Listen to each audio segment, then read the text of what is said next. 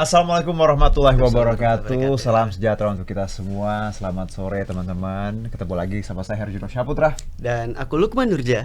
Oke, kita salam dulu. Salam aksi nyata dari kamu untuk Indonesia. Baik Lukman. Ya, Kak Junot.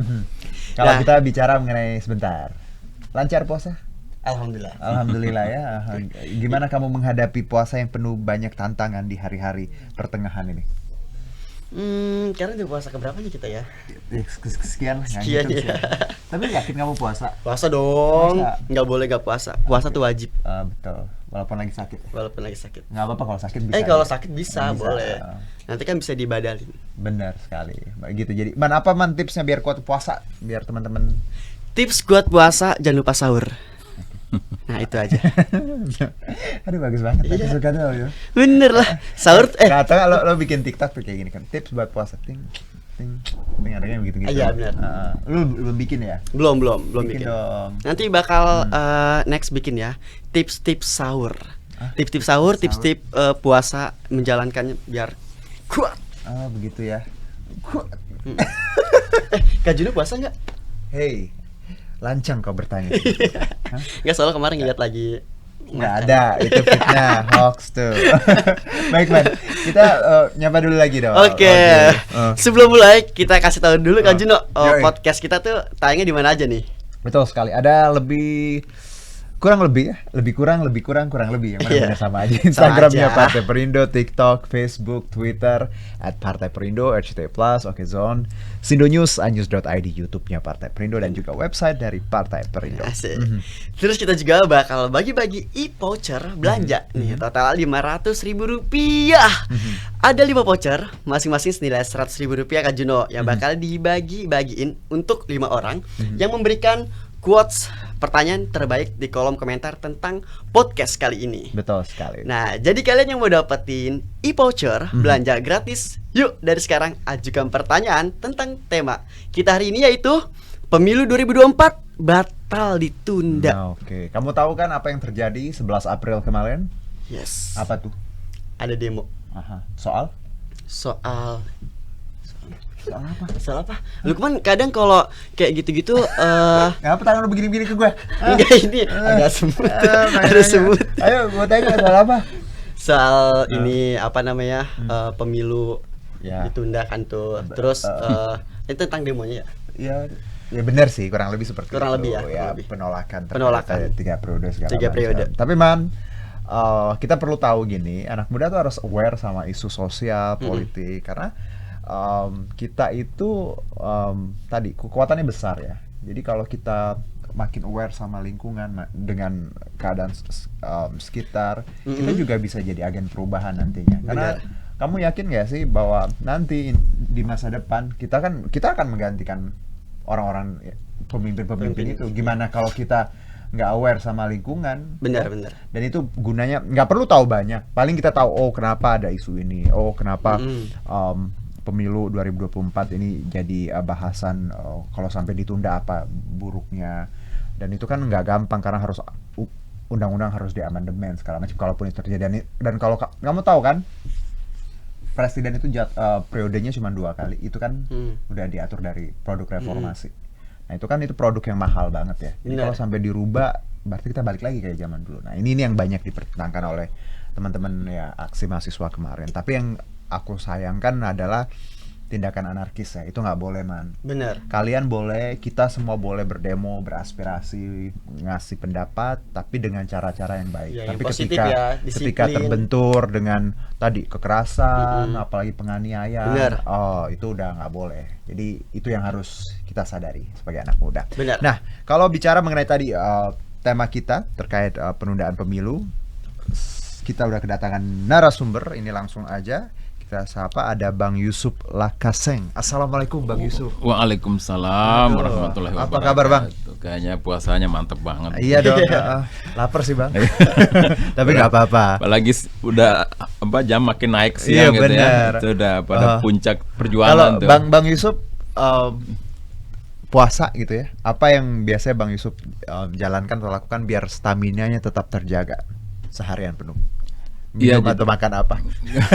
Atau tidur? Enggak. Jadi ada cerita soal puasa itu. Oke. Jadi ada satu pasukan gitu, kemudian ada komandannya, ada sungai gitu ya. Ada sungai. Nah. Terus dia komandannya suruh menyeberang. So, dia perintah silakan kalian ambil semua apa yang ada dalam sungai itu. Oke. Lalu udah menyeberang, masing-masing ngambil. Ada yang ngambil sekedarnya, ada yang memang nggak mau ngambil, ada yang ngambil banyak. Tapi di tengah malam tuh gelap. Terus lewat setelah selesai menyeberang sungai, lalu kemudian ditanya komandannya, apa yang kalian dapatin? Nah ternyata yang menyelam ke dalam sungai itu, yang serius mengambil itu dia dapat bongkahan berlian. Yang hanya sekedarnya juga. Yang enggak juga. Yang enggak sama sekali dia menyesal, yang sekedarnya juga menyesal. Maka yang menyelam benar itu adalah dapat berlian. Ya kira-kira gitulah cerita puasa. Jadi ya dipakai untuk sebagai pembersih diri lah. Banyak ngaji, banyak ibadah gitu. Ya gitu sehari-hari. Ya. Karena puasa nggak cuma kita nahan lapar dan haus ya Bang ya. Sekedar itu doang. Kalau ya itu juga semua orang bisa. Tapi yang kita harus perbanyak tadi ibadah-ibadah yang akhirnya jadi added value untuk puasa kita. Artinya makan minum aja ditahan, disuruh tahan, apalagi mukul orang sama sekali nggak boleh. Apalagi yang anarkis ya. Ya, apalagi anarkis. Itu harusnya disadari bahwa injak-injak orang. Iya, itu yang harus disadari. Itu yang kadang aku sesali ya ketika ada demo. Aku pribadi sebagai anak muda nggak keberatan siapapun mau demo silakan. Tapi asal dengan tadi tetap di koridornya ya. Tidak ada kekerasan dan ya lucu aja kalau aspirasi kita merugikan orang berarti ada yang salah sama kita ya. Iya dong. Apa ciri masyarakat beradab itu jauh dari kekerasan. Jadi kalau dalam demokrasi itu ya kata harus dibalas kata, jangan dibalas tonjokan. Itu nggak boleh. Itu prinsip. Kita kan beradu argumen ya. Silakan beradu argumen dengan fakta, dengan pendapat, tapi bukan dengan pukul-pukulan. Kamu miris nggak sih kalau ngeliat anak muda?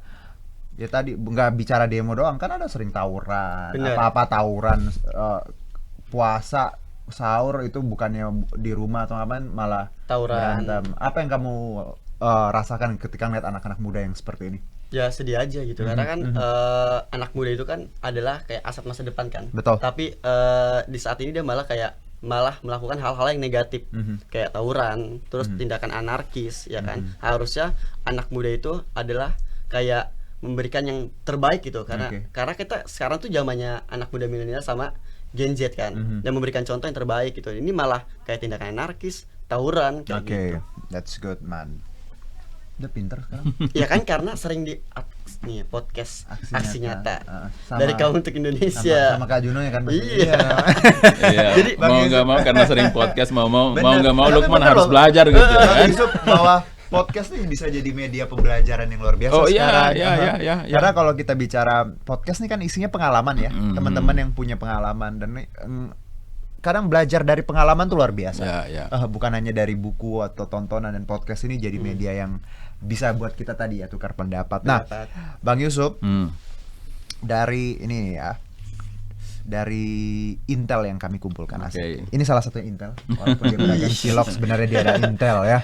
Dari Indik. Apa indik-indik? Intel. Indik apaan? Indik kayak Intel. Oh gitu. Kan indik kan indik. Oh oke, baik. Itu bahasa apa? Sawangan. Oh baik.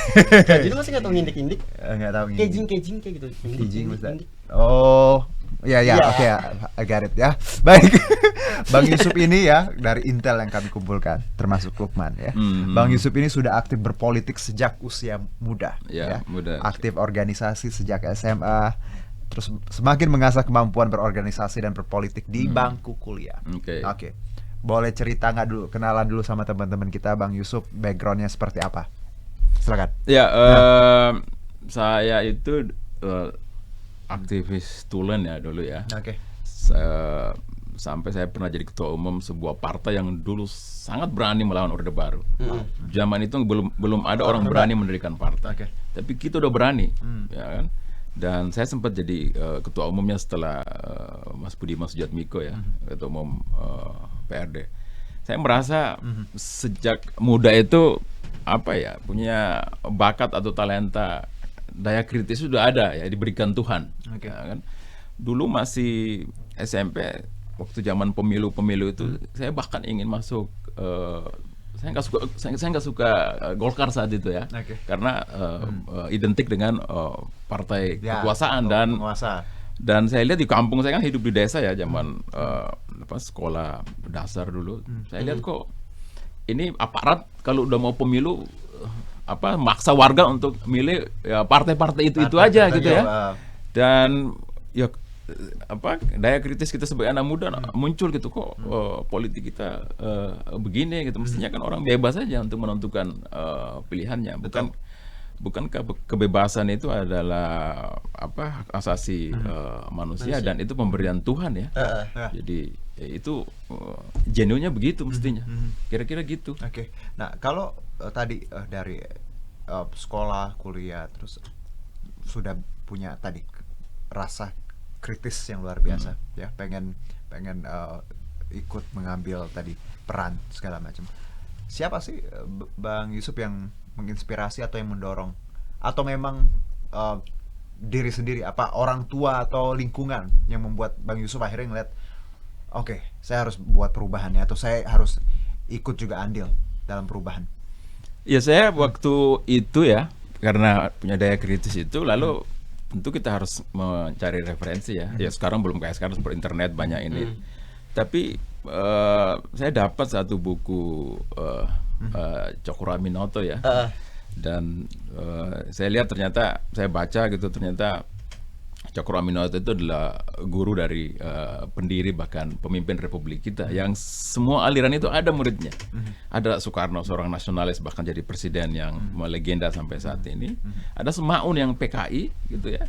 Ada Kartosuwiryo yang Islam fundamentalis. Itu semua adalah belajar pada Cokro Aminoto dulu. Saya ingat betul kalimat Cokro Aminoto saat itu. Yang saya ingat ya, katanya kalau ingin jadi pemimpin besar, menulislah seperti wartawan dan bicaralah seperti orator. Itu saya ingat betul itu. Makanya kemudian saya jadi demonstran. Demonstran itu kalau saya orasi itu orang bilang bagus, cukup retorikanya cukup enak untuk didengar. Dari situ saya merasa bahwa ini passion saya di politik. Padahal saat kuliah saya adalah seorang arsitek. Jurusannya arsitek. Ya tapi kemudian saya baca lagi, Soekarno juga seorang teknik sipil gitu. Jadi why not, nggak ada yang salah ya kalau arsitek seperti Ridwan Kamil merancang bangunan, kalau politik ya arsitek merancang sebuah bangsa dan negara ya. Gitu kira-kira. Apapun ilmunya nggak ada batasan kita ingin tadi merubah. Makanya kemudian karena daya kritis dan orang yang tidak mau terikat dan cenderung bebas, saya jadi petualang dalam perjalanan sini. Saya baru menyadari, waduh, saya sudah membangun banyak organisasi, banyak partai gitu loh. Sampai teman saya Adiana Pitupulu ya bilang, gua kalau lihat-lihat lu lebih banyak partai lu bikin daripada pemilu yang lu ikut gitu ya. Saya baru ngeh gitu, oh iya juga ya. Udah sering loncat-loncat ya. Maka saya harus berhenti gitu loh. Dan harus ada satu tempat yang kira-kira itulah tempat yang tepat yang harus jadi rumah perjuangan saya. Gitu. Abang, berarti kan pengalaman abang nih di dunia politik itu kan banyak nih ya, atau kayak lah. Nah, dari partai satu ke partai lain, terus banyak menemui orang dan organisasi yang berbeda-beda gitu, ya kan. Terus karakter perorangan juga abang udah mempelajari gitu kan. Nah, pelajaran apa sih yang abang dapat gitu? Terus bisa dikasih tahu nggak atau dibagikan kepada audiens? Iya, enggak, sebelum itu sih pindah-pindah saya itu bukan ada yang buruk sih, ada stigma gini tuh. Kalau orang sering pindah partai ya, tapi saya bukan pindah partai, saya bikin. Kalau orang pindah, orang pas stigmanya kutu loncat.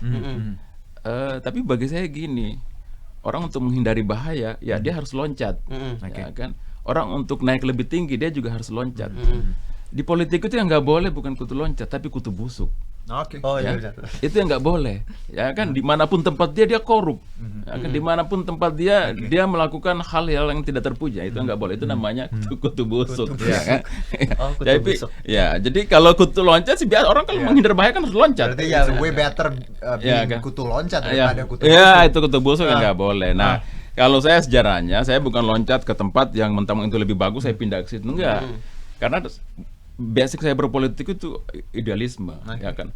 Karena menurut saya, ya, ini terutama buat anak muda yang mendengar podcast kita ini, politik itu harus ada idealisme. Oke. Karena kalau enggak itu bahaya. Bahaya di mana kita akan seperti zombie, memakan yang bukan hak kita. Oke. Ya kan, dan ya, koruptor itu adalah orang yang berpolitik tanpa ideologi, tanpa iman dia, ya. Jadi nggak ada kompas. Oke. Jadinya akhirnya dia menjadi makhluk buas yang ketika ada kesempatan mau makan apapun dia makan. Oke. Nah, itu nggak boleh itu.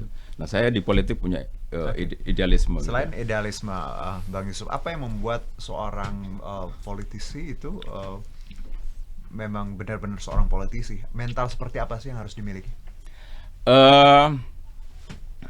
Saya ingat ya, ada quotes yang baik dari penulis sastra terkenal kita, Pramudia Anantatur. Dia bilang kalau jadi anak muda, jadilah anak muda pemberani, ya kan. Jangan seperti ternak, karena ternak itu hanya berternak dirinya sendiri. Nah, kalau di politik itu harus punya keberanian, ya. Oke. Saya ada percakapan yang berkesan saya dengan Pak Haritanu, ya. Pak Haritanu itu satu kesempatan beliau WhatsApp kepada saya. Mas Lakaseng, saya suka Anda. Anda pemberani, katanya. Anda berani bicara. Saya suka itu.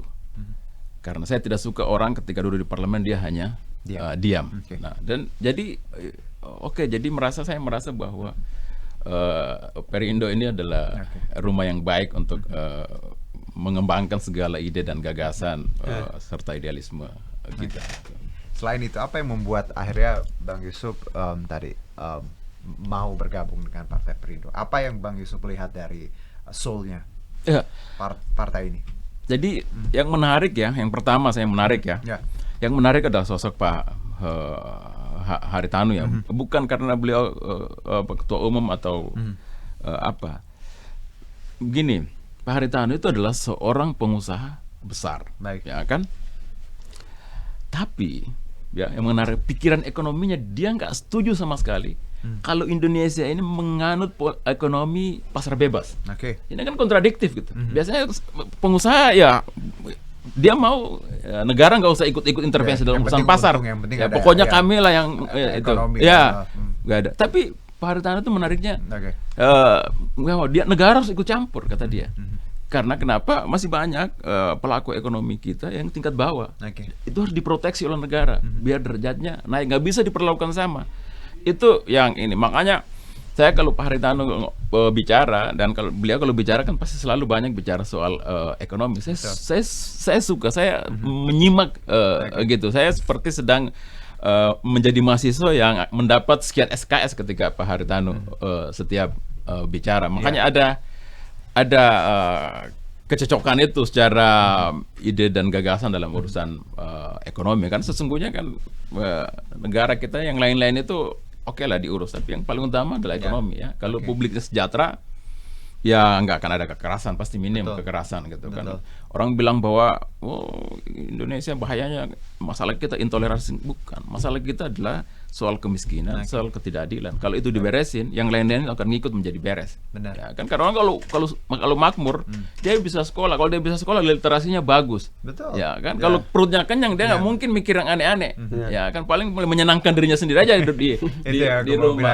Kalau perut kenyang, kita juga makin waras dalam bertindak. Dan tapi masalahnya kan memang ya tadi bicara kesejahteraan di tanah air memang masih banyak perbaikan, dan itu yang Bang Yusuf lihat dari visi dan misinya Partai Perindo. Tadi Bang Yusuf berkali-kali menyebutkan Pak Hate, Pak Haritanu. Kita semua tahu sosok beliau tadi, seorang pengusaha, ketua umum partai. Di luar itu, sebagai seorang pribadi, apa yang Anda lihat dari seorang Pak Haritanu? Pak Haritanu orang baik ya. Secara personal itu humble ya. WA siapapun gitu pasti selalu beliau balas ya. Tapi di sisi lain juga beliau tegas. Beliau adalah orang yang punya leadership. Saya suka pertama saya dengar kalau Pak Haritanu bicara. Ya kan saya selalu menjadi pendengar yang baik, ada ilmu yang saya dapat. Yang kedua, saya suka kalau Pak Haritanu memimpin rapat. Ya, kan? Kelihatan leadershipnya, selalu ada keputusan. Gitu. Jadi kalau membuka ruang demokrasi, silakan usul ini itu. Oke, saya putuskan begini ya. Itu saya bilang, itu pemimpin kayak begitu. Selalu ada keputusan. Kalau ada keputusan, ada program, ada yang dibuat, ada hasil. Gitu. Bang Yusuf, bicara leadership tadi seperti yang Pak Hari tunjukkan ya. Dan Bang Yusuf juga saya yakin leadershipnya bagus sekali karena tadi ditempa dari pengalaman dari kecil segala macam. Ini jadi kalau bicara leadership atau jiwa pemimpin, ini salah satu problemnya anak sekarang. Bahwa kadang kita anak-anak muda ya nggak punya, jangankan untuk memimpin let's say dalam satu organisasi, diri sendiri pun kadang ragu ya untuk mau kemana, what to do ya, what to decide gitu. Nah ini problem yang anak gen milenial sekali, Bang Yusuf. Karena saya lihat generasi Bang Yusuf pasti lebih berat dalam hal untuk tadi menempa pendidikan, literasi digital segala macam. Apa yang harus kita lakukan anak bangsa, apalagi anak-anak zaman sekarang, agar punya jiwa leadership yang bagus, biar mereka juga nanti di kerjaan, di kuliah bisa jadi pemimpin gitu. Sebenarnya sih ini berpulang dari pendidikan dalam rumah. Setuju. Orang tua nggak boleh memanjakan anaknya, ya kan. Jangan semua apa yang diminta anak dikasih, ya kan. Suruh dia untuk berusaha. Agar kenapa mulai sejak ini ditanamkan tuh filosofi bahwa jadilah majikan terhadap dirimu sendiri. Jika engkau makan, maka makanlah dari hasil keringatmu sendiri. Jadi itu. Gitu. Jadi filosofi itu yang harus ditanamkan oleh setiap orang tua kepada anaknya. Aku yakin karena kita tuh produk sekolah pertama tuh di rumah. Kita yang sekarang yang kalau kita lihat ada yang anak-anak yang tadi menghargai perbedaan, ada yang cuek, ada apa itu secara nggak langsung bagaimana mereka dididik di rumah ya Man ya. Kamu ngerasa nggak sih Man bahwa pendidikan di rumah ya, kan kamu tadi kan ada bapak, ada ibu sebelumnya. Apa yang kamu rasakan bahwa pentingnya pendidikan di rumah? Penting banget sih, karena pelajaran yang nggak ada di luar, ada di rumah gitu. Exactly. Ya, kadang cara apa ya? Nggak ada buku yang kalau ketemu orang tua harus salam atau apa, nyapa atau makasih atau apa, kan kadang ya itu kan ada di buku mungkin, tapi prakteknya ya yang sekarang ya anak zaman sekarang nggak bisa disamain zaman saya dulu. Kita dulu sama orang tua takut banget. Contoh saya punya 2 anak ya, laki sama perempuan, udah SMA. Anak perempuan saya itu manggil saya bro gitu. Aduh. Halo bro gitu kan. Saya bilang untung saya jadi aktivis. Saya jadi feodalisme itu udah saya bunuh dalam diri saya. Jadi oke, anak saya nih. Jadi saya nganggap iya. Jadi ya kita bro aja gitu. Itu obrolannya. Generasi gap yang benar-benar sih Bang Yusuf. Dulu mungkin untuk anak mengungkapkan pilihan atau pendapat akan sangat tidak gampang ya. Karena orang tua akan ngerasa kayak kurang ajar gitu. Tapi sekarang kita anak-anak muda terbiasa untuk berdiskusi, mengutarakan bahkan berdebat kan dengan orang tua tapi in a good way, dengan cara yang baik. Nah, kalau kembali lagi Bang Yusuf tadi bawa produk dari rumah ya. Kita kembali ke soal Partai Perindo.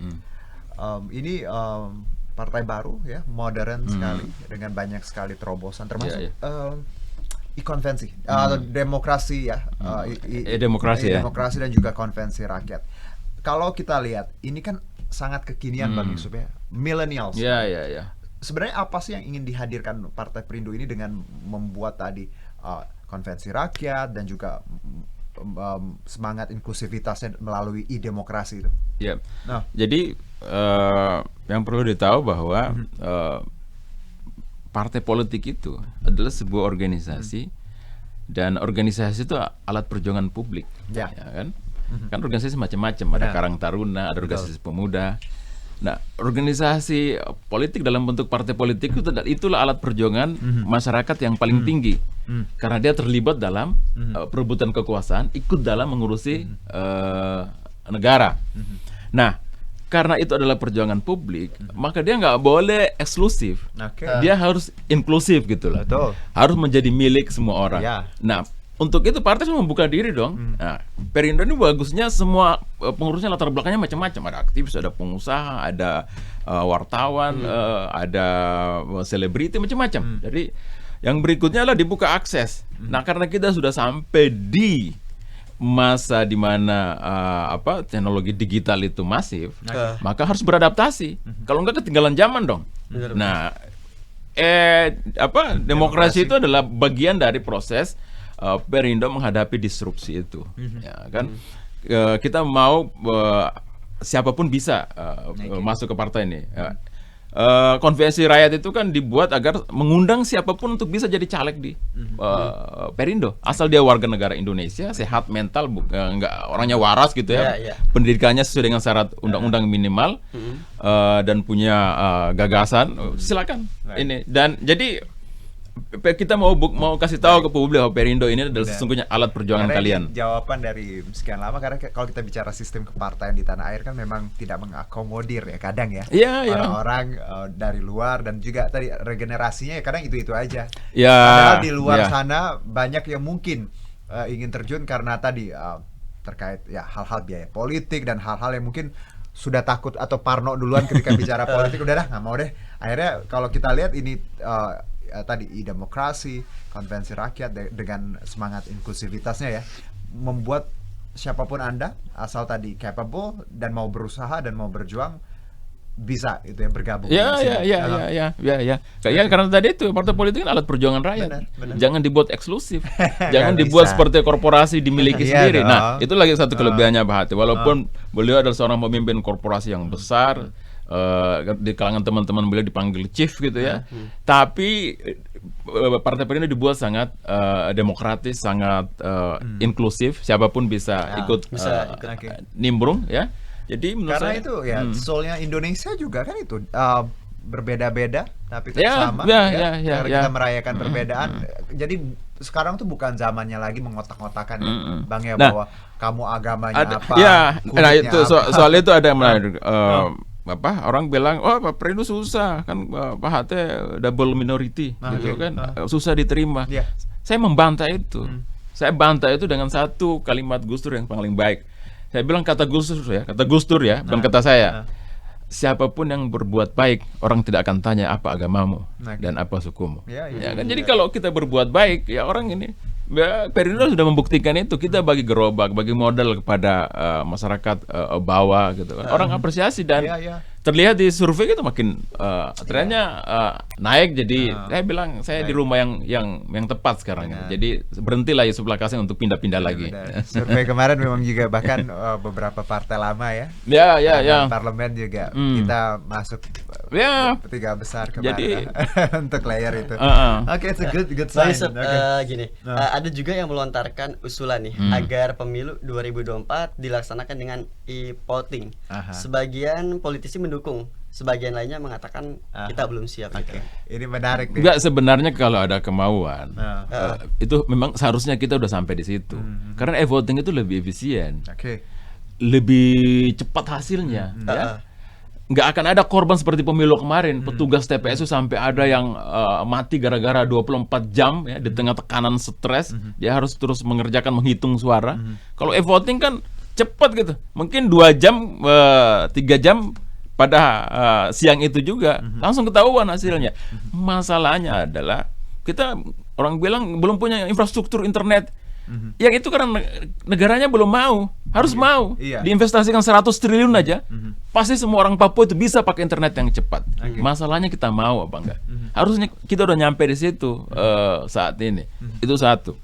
Yang kedua adalah partai politik ini, karena ini adalah pilar kelima demokrasi dan penting, menurut saya harus dibiayai oleh negara. Kalau dibiayai oleh negara, nggak ada alasan untuk cawe-cawe cari pendanaan di luar itu. Ya, kan? Ya, itu. Cewek-cewek ya, benar. Iya. Jadi, Karena kan ada kadang politisi cari dana karena tadi mau balik. Ya balikin iya, modal. ya kan. Harga bendera aja 10.000 selembar. Oke. Jadi caleg DPR RI menghabiskan berapa bendera, berapa kaos, Bener. berapa sumbangan tuh. Ya kan. Nah, itu. Jadi ya kita harus memang mengarah pada politik yang modern. Itu. Nah, memang dilemanya memang demokrasi kita di Indonesia ini hadir di saat memang pendidikan masyarakatnya masih di SMP ke bawah banyak ya.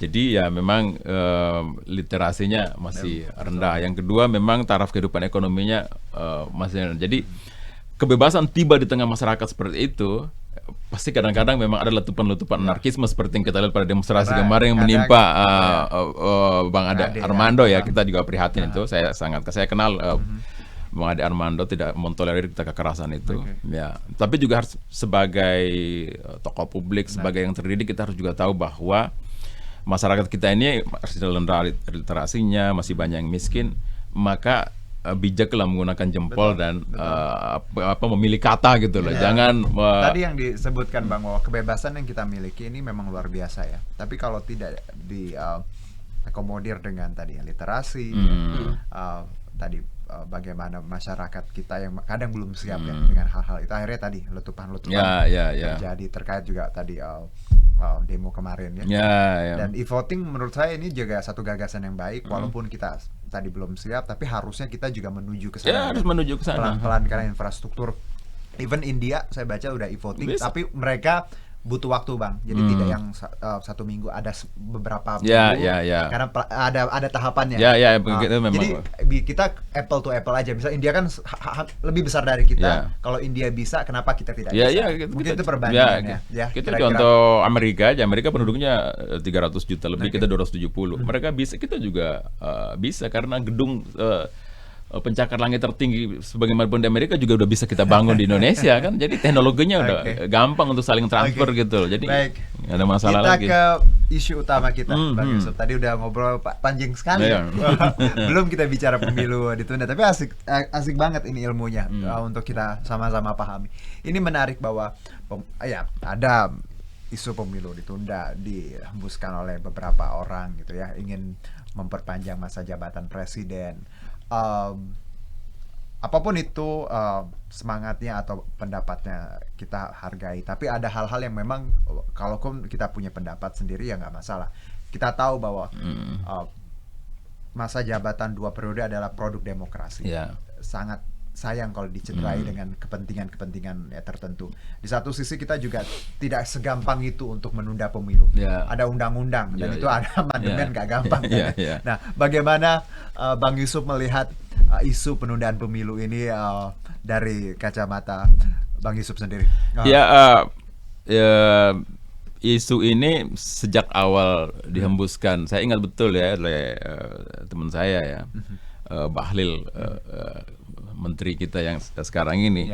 Itu saya bilang ini mengundang bahaya, ini memprovokasi kegaduhan. Bikin gaduh.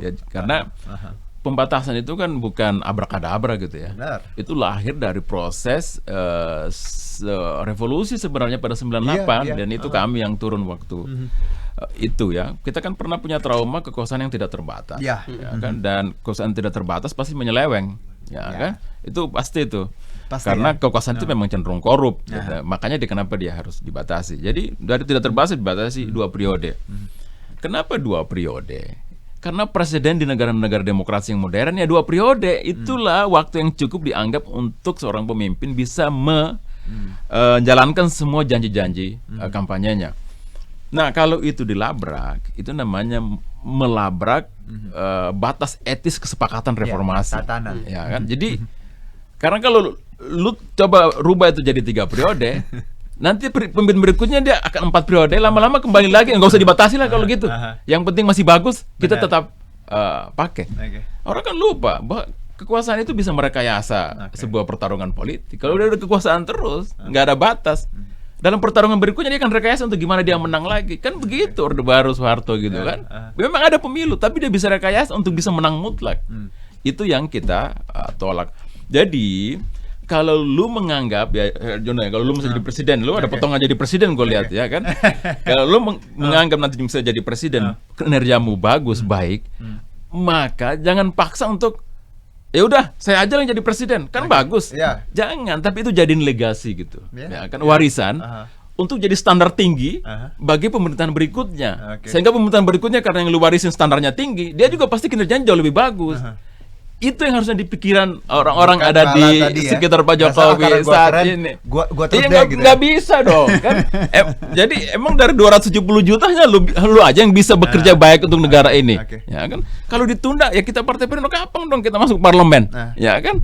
Ya itu juga melanggar hak konstitusional kesempatan warga negara untuk mengabdi. Ini kenapa banyak sekali masyarakat tadi agak kaget dengan isu ini dan dengan usulan ini, karena kita tahu Bang bahwa tadi disebutkan memang ada tatanannya, ada pakemnya, diatur undang-undang, dan periode itu juga bahwa kita kan berjuangnya setengah mati 98. Saya ingat saya nggak berjuang tapi saya tontonan saya benar-benar saya pernah di strom kemaluan saya pernah ditahan, saya semua pernah mengalami itu, ya, tapi itu bagian dari pengorbanan kita untuk perubahan. Enak aja lu balik-balikin ke masa lalu, zaman udah bergerak gitu lah kan. Muda. Paham nggak kamu anak muda? Nah makanya saya bilang ketika isu itu nongol, saya pasti bilang gini. Tinggal tunggu waktu aja, kampus mahasiswa pasti akan keluar dari kampus. Ini kenapa ya kita tuh nggak boleh acuman dengan apapun yang terjadi di kita. Kita boleh jadi konten kreator, boleh jadi apalah itu selebgram atau apa, tapi harus punya jiwa yang memang tadi sebagai anak bangsa kita harus aware. Jadi kalau aku sih aku sering berapa kali nge-tweet atau post story yang berkaitan dengan isu nasional. Karena menurut gua pengen ngasih lihat ke followers gua bahwa ada ini loh, ya gitu. Gua nggak pengen mereka berubah atau apa, tapi at least mereka tahu oh ada ini ya, wacana ini ya, biar mereka mikir juga, terus tiba-tiba mereka Google ya. Nah, kamu sadar nggak sih bahwa follower kamu kan banyak tuh 4 juta anak-anak muda. Kamu ngerasa punya tanggung jawab nggak kalau tiap ngepost apa gitu? Punya lah. Harus mikir berapa kali kan? Pernah nggak kamu ngepost soal keadaan bangsa atau apa mungkin di IG, di apa misalnya, tentang yang menurut kamu yang nggak adil, nggak sesuai dengan pandangan kamu? Kayaknya belum pernah ya. Nah mungkin bisa dicoba, tapi kan nggak harus sesuatu yang menurut kamu terlalu sensitif ya. Tapi hal-hal kayak misalnya tadi terkait minyak goreng, ya, semoga minyak goreng bisa cepat lagi gitu ya. Itu tuh bisa loh, itu bisa jadi bahasan kamu sama teman-teman kamu loh. Kan itu minyak goreng kaitannya dengan hajat orang banyak kan. Gitu ya. Kayaknya pernah deh kalau minyak goreng. Pernah ya? Pernah. Kamu ngebahas apa? Iya. Enggak. Nih aku ambilin. Kamu ngomong apa gitu? Enggak, kayak ada kalau di Instagram itu kan ada kan kayak di beranda kan. Iya, benar. Kayak minyak goreng ya, cuman kayak jadiin story langsung repost aja. It's a good way, you know. Kayak biar kita makin aware lagi. Ya Bang ya? Ya oke, bahwa sebagai anak muda yang punya follower banyak, itu punya tanggung jawab ya Bang? Iya dong. Enggak generasi milenial, Gen Z sekarang memang kreatif banget. Lihat aja demonstrasinya, posternya menghibur gitu ya, ya kan?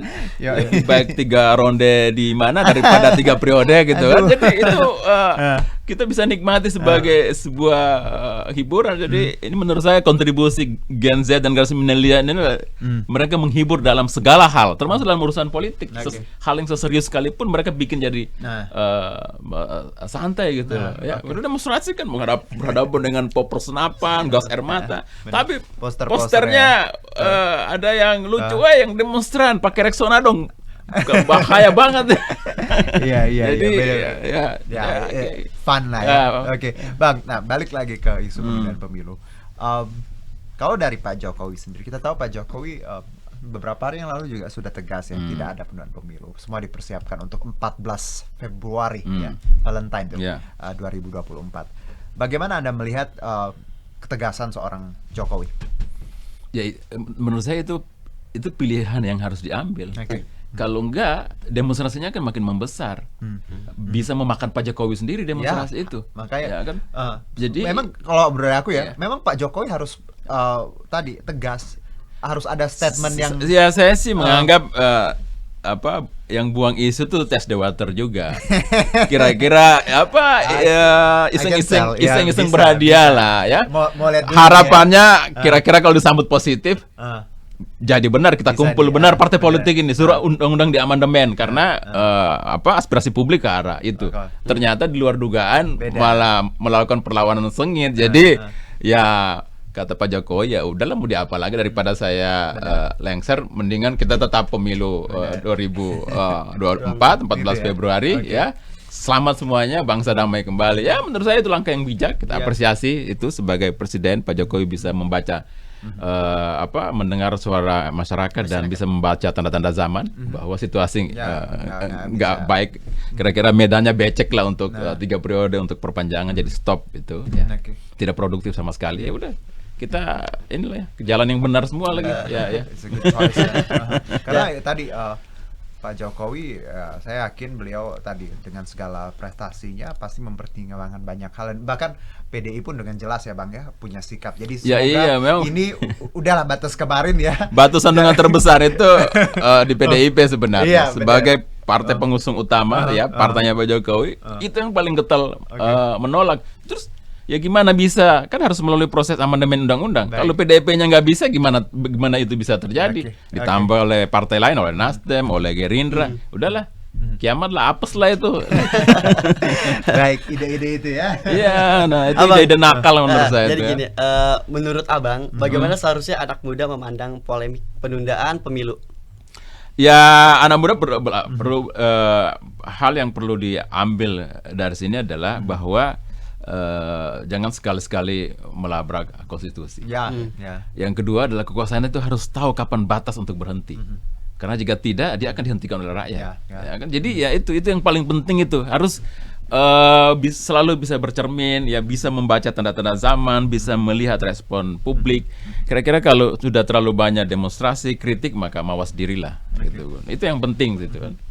Dan kalau kita lihat aksi kemarin Bang, ini juga yang jadi perhatian kita ya, bagaimana ya aku bilang di awal nggak keberatan mau demo apapun ya, Iya, asal iya, tidak iya. dengan kekerasan, tidak dicederai dengan hal-hal yang negatif. Tapi ya kemarin kita tahu ada Bang Ade ya di seperti itu kondisinya, dan juga banyak menjadi sorotan bagaimana masa yang di Senayan juga agak anarkis. Apa yang menjadi catatan Bang Yusuf terkait kemarin demo 11 April? Ya, pertama itu positif. Oke. Demokrasi kita berarti berjalan, tumbuh, ya kan. Yang kedua adalah anak muda sekali lagi membuktikan kekuatannya dalam sejarah bahwa mereka lah penyelamat bangsa ini. Kekerasan itu memang dinamika di lapangan. Kita tidak mentolerir itu. Harusnya perbedaan pendapat, ya kata seperti saya bilang tadi, kata dibalas kata, ya jangan dibalas tonjokan gitu ya. Nah, memang Bang Ade Armando ini menurut saya juga dia memang seorang yang secara ideologis juga ultra liberal ya. Ya. Dia nggak peduli dengan orang lain, pokoknya apa yang mau dia bilang dia sampaikan saja. Nah, misalnya pernah mengkritik Ustadz Abu Somad, pernah mengkritik Habib Rizik dengan sangat keras. Jadi mungkin kalau yang dikritik tokohnya karena sudah tingkat pendewasaannya bagus, literasinya bagus, kesabarannya bagus, mungkin enggak mungkin. Tapi masalahnya pengikut-pengikut di bawah yang tadi itu literasinya rendah, pendidikannya rendah, hidupnya susah, mungkin lagi dikejar-kejar tagihan motor belum selesai gitu kan. Dapat podcast yang menyerang agama dia, menurut dia ya dia makin marah aja. Nah, itu penting. Jadi kita nggak bisa mentang-mentang kita Bebas demokratis, berpendapat. ada kebebasan Benar. bicara, Itu- lalu kita menggunakan itu iya, sesuka iya. hatinya, karena apabila kita mengabaikan keyakinan orang apalagi soal agama, maka tunggu saja waktunya kita juga akan diabaikan. Nah, itu yang terjadi pada Bang Ade Armando. Tapi kekerasan tidak bisa ditolerir. Ya, polisi harus tangkap, dan alhamdulillah ya setelah ditangkap pelaku-pelaku itu, dan terbukti memang mereka bukan mahasiswa. Ya, jadi alhamdulillah itu artinya aksi mahasiswa nggak tercoreng gitu loh. Baik. Jadi oke, jadi Dari pelajaran clear itu. kita ambil bahwa ya itu positif ya untuk tadi bicara berdemokrasi untuk pendapat, tapi di satu sisi kebebasan yang kita punya ya Bang ya, bukan berarti tanpa batas. Ya, gitu. Ada hal-hal yang memang kita harus tadi hormati, kebebasan yang bertanggung jawab. Ya. Jadi kebebasan itu batasnya adalah perasaan dan kepentingan orang lain, gitu kan. Setuju. Jadi nggak boleh kita mentang-mentang bebas lalu kita bicara itu kaitannya juga dengan apa saja gitu. media Apalagi sosial, Bang. Ini banyak orang di media sosial ya, apalagi yang masih muda ngerasa bahwa. Tapi saya yakin Lukman, oh iya dong, followernya 4 juta itu berarti apa yang dilakukan memang disukai oleh banyak orang. Gitu, Itu kontribusi Lukman yang besar terhadap negeri ini, gitu. Gitu. Jadi Lukman, lu jangan sampai kayak Marcel gitu ya, beli konten yang menyebabkan lu ditangkap gitu ya. Ya anak muda yang ada nakal-nakalnya, kita juga juga nakal, lebih nakal itu. Tapi harus tahu ketika udah jadi tokoh publik, itu yang paling penting. Ketika Anda udah jadi tokoh publik ya, itu hidupmu udah dirumah kacakan oleh setiap orang. Benar. Jadi waspadalah, ya kan? Ada malaikat di sekitarmu yang mengawasimu, yang bisa mencatat, memotret, memfoto. Seperti yang terjadi pada anggota DPR yang lagi rapat, kelihatan nonton HM ya, jadi, Bang HM ya. Tapi udah minta maaf. Itu juga jadi pelajaran bahwa semuanya tuh dunia digital ya. Dunia terarchive. Ya, dunia digital itu kehidupan kita di rumah kacakan benar oleh orang lain. Apalagi tokoh publik, jadi memang harus berhati-hati sekali. Itu pelajarannya. Lo pun udah tokoh publik, skornya 4 juta gila. Baik, Bang.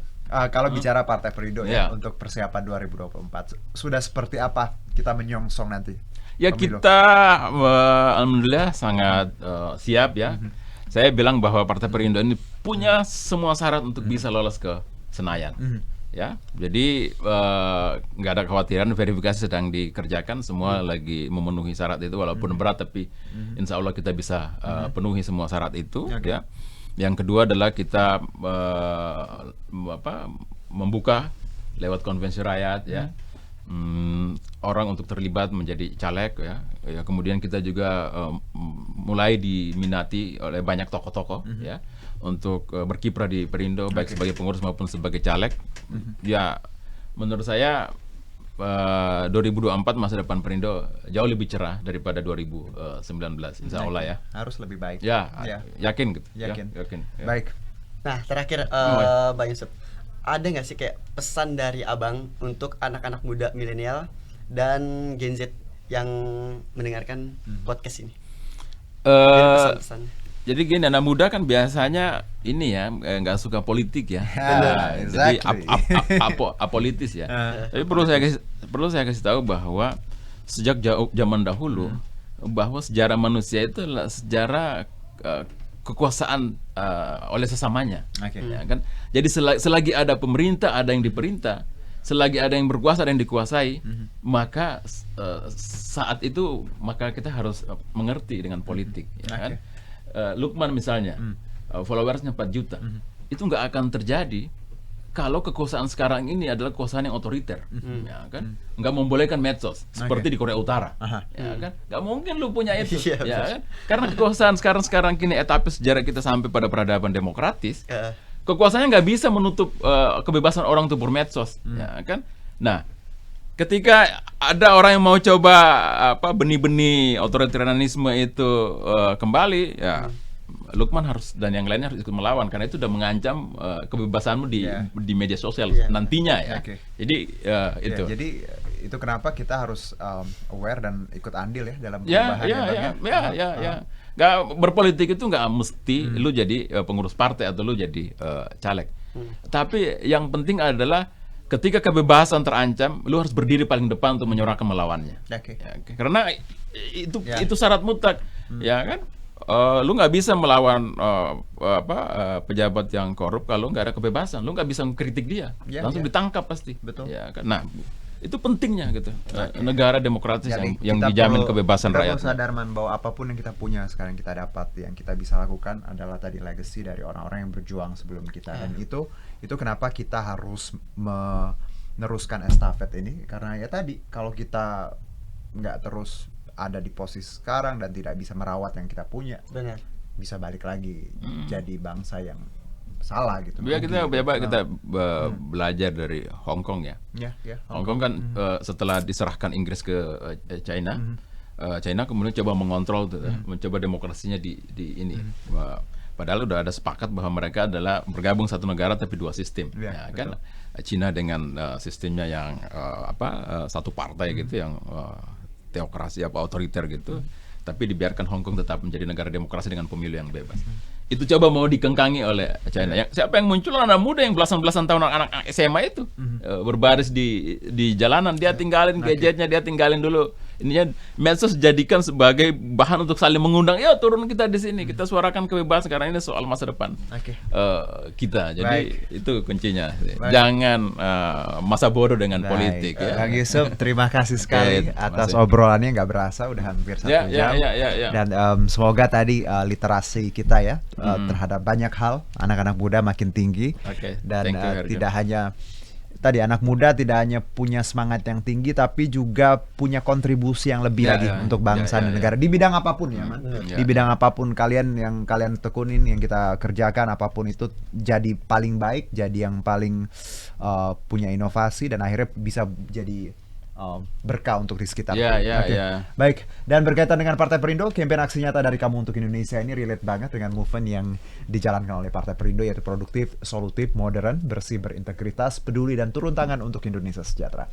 Dan Partai Perindo memanggil putra-putri terbaik untuk Indonesia sejahtera melalui konvensi rakyat, yaitu program penjaringan secara daring bagi warga negara Indonesia yang berminat mendaftarkan diri sebagai bakal calon anggota legislatif di semua tingkatan pemilihan DPR di kabupaten kota, provinsi, dan RI. Dan untuk mendaftar caranya gampang banget, tinggal ke konvensirakyat.com. Dan untuk mendaftar sebagai anggota Partai Perindo bisa mengunjungi website di partaiperindo.com atau klik bit.ly/member Partai Perindo. Dan untuk kalian yang sudah memberikan quotes tadi ya, selama pembicaraan kita, obrolan kita, nanti pemenangnya diumumkan minggu depan di Instagramnya Partai Perindo @partaiperindo. Terima kasih banyak Bang Yusuf. Terima kasih Lukman Herjuno atas pemikiran dan sharing-sharing dari barusan dari Bang Yusuf. Puasa kita produktif. Alhamdulillah. Sama inspirasi, semoga apa yang barusan kita obrolin bisa mencerahkan kita semua. Baik, dan terima kasih juga untuk Partai Perindo yang selalu bergerak dengan aksi nyata. Semoga Partai Perindo semakin sukses dan maju terus untuk Indonesia sejahtera. Saya Herjuno Syaputra. Saya Lukman Durja. Salam aksi nyata dari kamu untuk Indonesia. Sampai. Marilah seluruh rakyat Indonesia, arahkan pandanganmu ke depan. Raihlah mimpimu bagi nusa bangsa, satukan untuk masa depan. Pantang menyerah, itulah pedomanmu. Hentaskan kemiskinan cita-citamu, rintangan tak menggentarkan dirimu. Indonesia maju, sejahtera tujuanmu, nyalakan api semangat perjuangan. Dengungkan gema, nyatakan persatuan oleh Perindo.